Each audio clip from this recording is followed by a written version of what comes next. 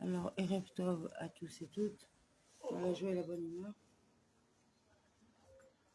Et on va commencer par le Tanya.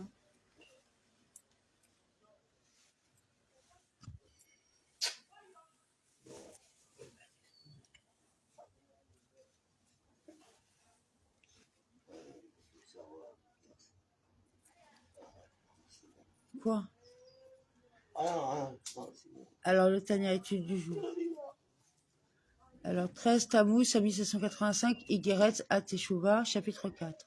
Cependant, tout ce qui a été dit précédemment, des jeûnes pénitentiels, qui doivent pour certains être observés, pour d'autres rachetés par la charité. Tout cela concerne l'achèvement de l'expiation et de la purification de l'âme pour Dieu, qui font suite au repentir, comme l'indique le passage cité plus haut du Talmud, premier chapitre du traité Zévarim, selon lequel le sacrifice Ola est comme un présent que l'on offre à celui que l'on a offensé après que l'intercesseur a réussi à trouver grâce, etc. Ainsi, les jeûnes et la charité décrits au chapitre précédent sont-ils, à la manière du sacrifice Ola, un moyen d'être rétabli dans sa relation d'amour avec Dieu. Mais le début de la misbar du repentir est son fondement. C'est revenir à Dieu avec vérité et d'un cœur entier. Cela, il est nécessaire de l'expliquer clairement, en s'étendant sur la question. Citons au préalable l'interprétation que donne le Zohar du mot Teshuvah selon le Sod, le degré ésotérique d'interprétation. Le mot Teshuvah, repentir, apparaît dans le Zohar ainsi décomposé. Tashuv et que le et revienne. La Teshuvah vise à restituer la lettre E du nom divin Havaya, le tétragramme, épelé Yud et Vav E, à sa place initiale, en la réunissant à la lettre qui la précède en rang. Le retour du E inférieur derrière la lettre du tétragramme, pour être réuni à la lettre Vav, qui le précède, constitue la Teshuvah Ta, le degré inférieur de Teshuvah.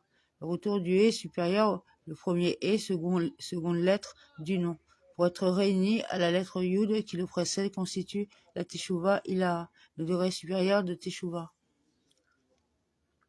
Citons aussi ce que dit le Zohar en divers endroits, à savoir que la Teshuvah est sans effet pour celui qui viole l'alliance et émet de la semence en pure perte. Or, c'est là quelque chose de très étonnant, car rien ne résiste face à la Teshuvah, pas même les fautes les plus graves comme l'idolâtrie et les unions illicites, etc. La gravité de ces fautes est telle qu'on devra se laisser tuer plutôt que de transgresser. Là encore, cependant, la Teshuvah fait expiation. Comment donc le Zohar peut-il affirmer la nullité de la Teshuvah devant la violation de l'alliance? Et le Réchi Orma d'expliquer.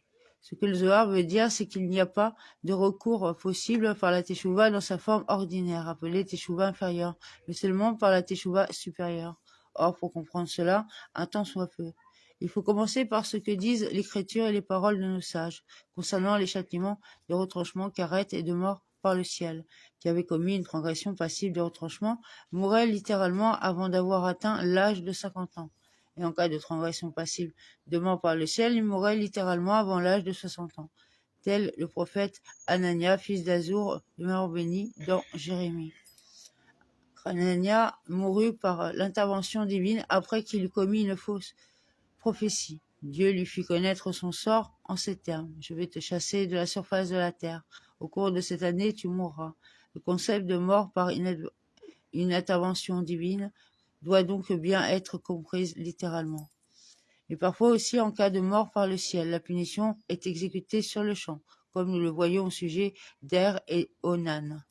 Leur faute était passible de mort par le ciel et la punition fut mise à exécution immédiatement. Il ressort en tout état de cause des Écritures et du Talmud que la faute passible de retranchement ou de mort par le ciel entraînait la mort de son auteur avant l'âge de 50 ans ou 60 ans.